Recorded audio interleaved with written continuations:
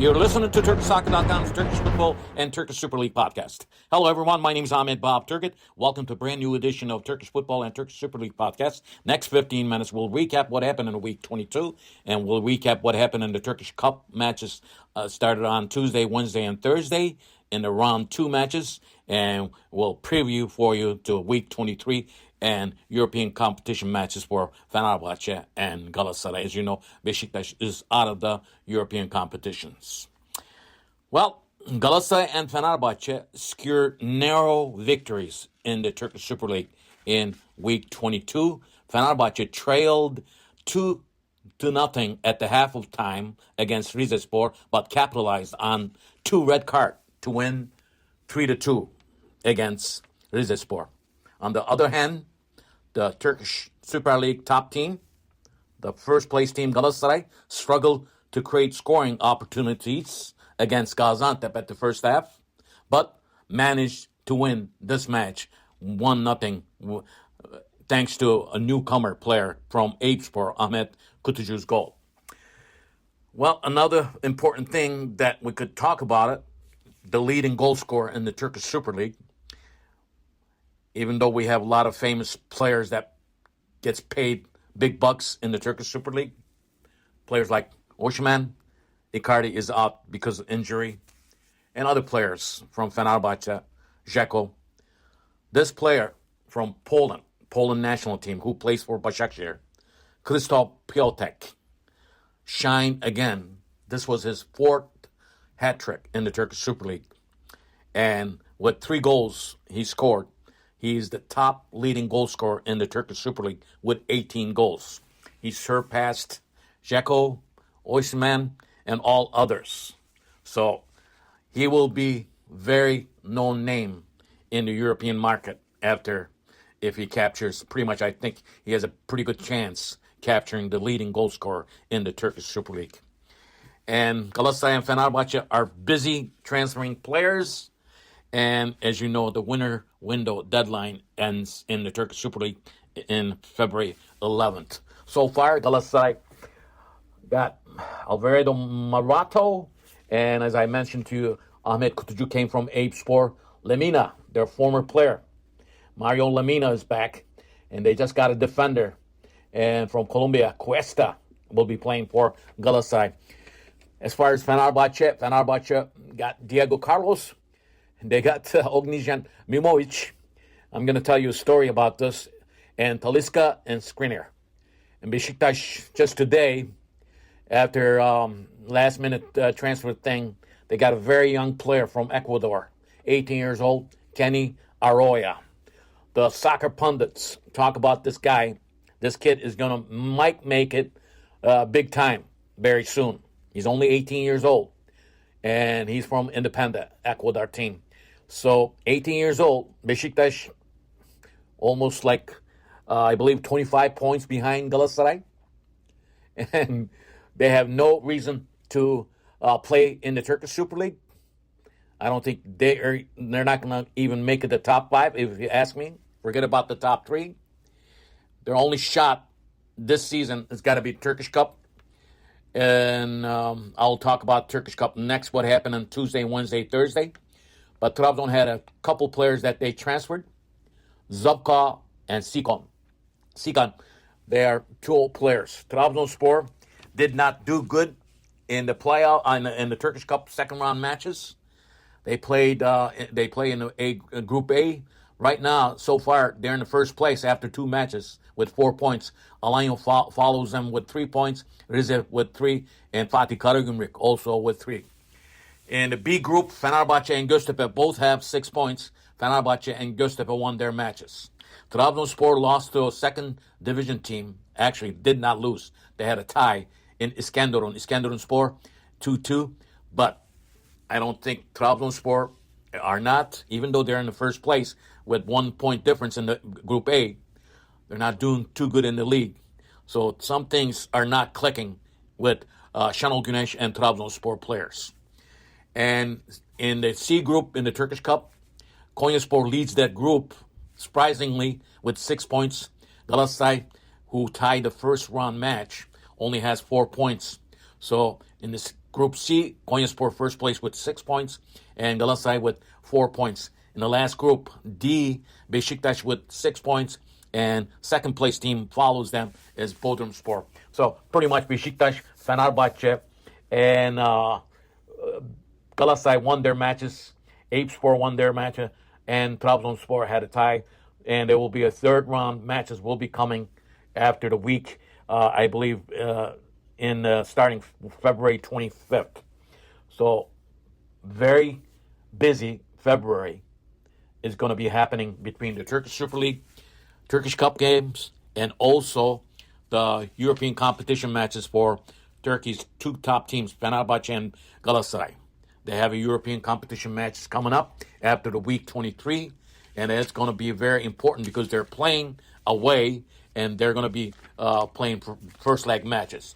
So after week 22, Turkish Super League standings like this.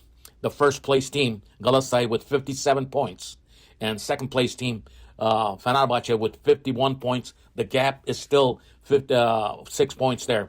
Third place team, Samsunspor, who lost their match past weekend, they have 40 points. That's the only team so far in the top three who reach the 40-point mark.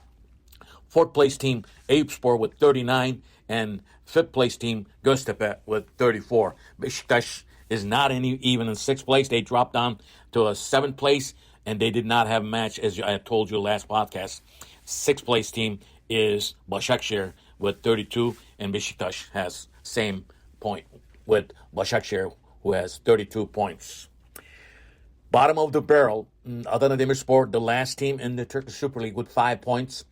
And Hatayspor is in 18th place with 10 points, and 17th place Bodrumspor with 16, and 16th place team Kayserispor with 17th place.